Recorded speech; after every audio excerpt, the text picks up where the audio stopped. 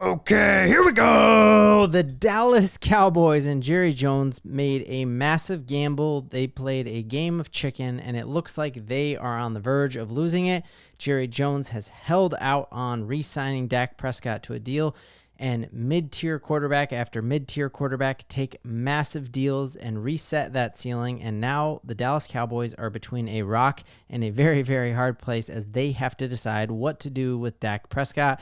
We have seen this year Jared Goff get a mega deal for a quarterback who the rest of the NFL doesn't think is that good. We see Trevor Lawrence, who has fantastic hair, but is he that great of a quarterback? $55 million a year. There are legitimate rumors that Dak Prescott would get upwards of $60 million a year. We know that the Dallas Cowboys have to do something with CeeDee Lamb. They got Micah Parsons up for a deal soon. Like, they are in big trouble, and that is why we are seeing some crazy news. We're going to break it all down in this video and a ton more. Where might Dak end up playing and why I think that is going to surprise some people. If you're new to this channel, this is the Daily Huddle, where Nate, Aaron, and I break down the biggest news in sports, keep you all up to date, and we have a poppin' comment channel. So let me know in the comments here, do you think Dak Prescott ends up back with the Dallas Cowboys next year, or where is his future destination? Let's dive in. So like I talked about, Trevor Lawrence, who has drastically underperformed. Remember all the talk coming into this year's draft of Caleb Williams being a generational quarterback and will be in the playoffs for all these years to come. The last time I heard that kind of talk was about Trevor Lawrence, and he just frankly has not been that type of quarterback. He is not a Lamar Jackson or Patrick Mahomes, yet he's getting money above both of those dudes, getting $55 million a year to play for Sal Khan and the Jacksonville Jaguars. Well, that is why we are at this place now where Jerry Jones, while he's got this big ego and he's the biggest head in every room that he's in, he does not play his players like that. He thinks that his players, because they get the privilege of having that star on their helmet, should take less to play in Dallas, and that's just not how the world works anymore. That may have worked back like in the 1980s, but I think like with the internet and everything, and people have a huge stage wherever they end up playing, and you're not the only show in town anymore.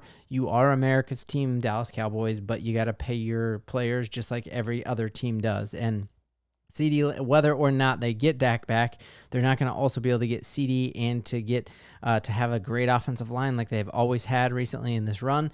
And they let Zeke walk. Like that's a franchise that is having some struggles. And so you see insiders linked to this team saying that do not be surprised to see the Dallas Cowboys actually trade Dak in season, which would be like one of the biggest in-season definitely the biggest in-season trade I can ever remember. Like, you see other big name quarterbacks move, but that's usually in the offseason. What this reporter from Bleacher Report came out and said was that if it looks like the Philadelphia Eagles are running away with that division, and it might with what they've done getting Saquon, like that team's stacked already. They were just in the Super Bowl a few years ago, and it seems like they are poised to do really well right now. And they said if they are out of it, the organization could decide it's time to move on from Dak Prescott, who's just been part of 2 playoff wins and thrown 4 interceptions in their last 2 postseason losses. So first thing I would say about that is I watched both of those games, and I've been rooting for the Dallas Cowboys. Like, I think it would be a cool story. I would love to see them relevant again. And I don't think Dak has been the problem with that team. I think it was like weird play calling. I remember the clock expiring as he ran up and didn't get the snap off in time, and that wasn't his fault. Like, that was McCarthy's fault before, and so I don't think that's his fault. But I think this is a massive rumor. I think the one caveat to this in-season trade is that Jerry Jones is in his 80s, and while you might be able to be a great president of the United States there, I think he knows that this, if you rebuild right now, unless he goes out and replaces Dak with a quarterback who can win now, this might be his last shot at actually making a playoff run. And so I wonder if that makes him more likely to try to sign Dak, but that salary cap is legit, and he's got other dudes coming down the line who help you win right now.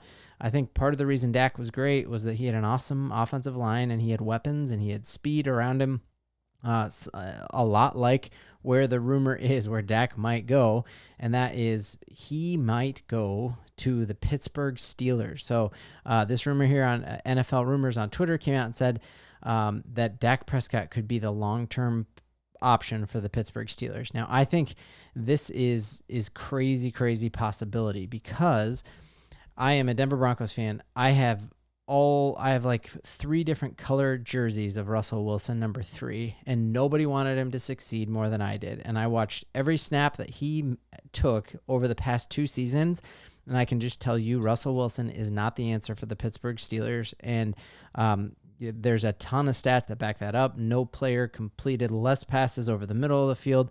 He has that moon ball and he can throw that, but man, he is a player who relied on a quick first step and his ability to scramble, and an aging quarterback. It's one thing for Tom Brady to play in the pocket until he was 40, but when you rely on your athleticism, Father Time is undefeated. So I can tell you Russell Wilson is not the answer. And the other thing that we're seeing is that all the rumors coming out right now is that Justin Fields is also not the answer. I had a ton of friends in my life who are Bears fans, and remember the whole story going into the NFL draft was like, oh, we might get 2 first-round draft picks for Justin Fields. Well, maybe it'll just be 1. Oh, maybe we'll get a second and a player. And like the value for Justin Fields kept dropping, and now it's coming out that he is definitively the number 2 option for the Pittsburgh Steelers. And so I think there's no doubt about that. Like the Bears may have been wrong on him, right? But now it's coming out that the Steelers, they're talking about would he be willing to play the Taysom Hill role of like, hey, would you run out for some passes and then we can have you come do some Wildcat stuff? And he, I guess, rolled his eyes to that option there. So Russell Wilson is not the answer. Justin Fields is definitely not the answer as well. And so you have a stacked defense there.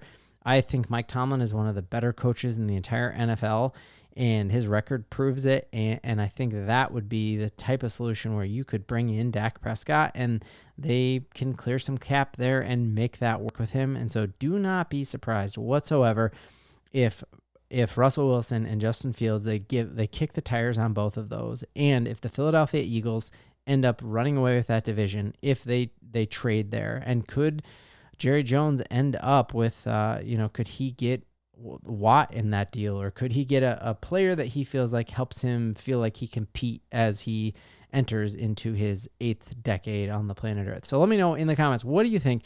Is Dak long for the Dallas Cowboys? Do you think they move on from him? And if they do move on from him, who is the leader in the clubhouse to end up with Dak Prescott? We're talking a $60 million deal. Also, rumors that the Denver Broncos might want to make a run at him. I believe in Bo Nix and don't think that's going to happen, but there's a lot of people out there who would want Dak Prescott. I don't think he was the problem with the Dallas Cowboys. I think it was the coaching and maybe just that big Dallas star being too big. But we will catch you all tomorrow on the Daily Huddle.